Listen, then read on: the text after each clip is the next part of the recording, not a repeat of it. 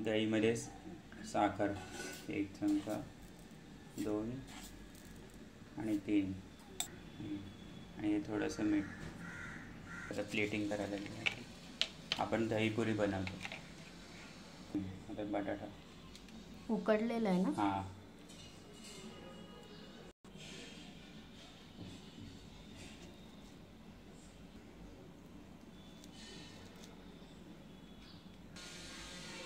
जिरे आता हे थोडं जिरं पूड टाकते बरं.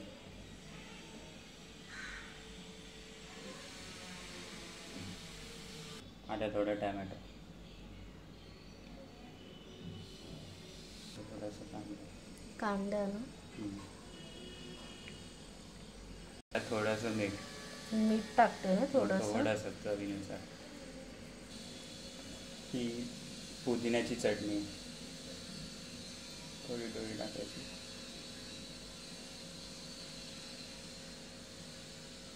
आता दही,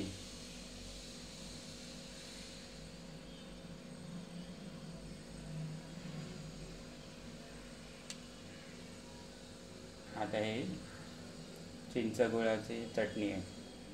खजूरची पण असते यात ना. खजूर पण टाकले की ती अजून चविष्ट बनते.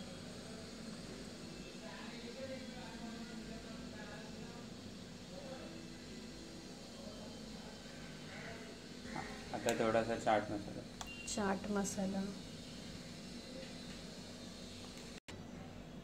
चणा डाळ टाकतोय ना.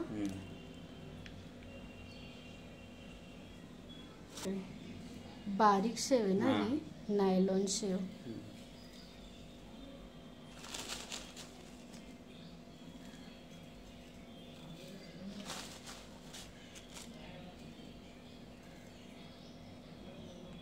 आता थोडीशी डाळ गार्निशिंगला, कोथिंबीर, थोडासा चाट मसाला.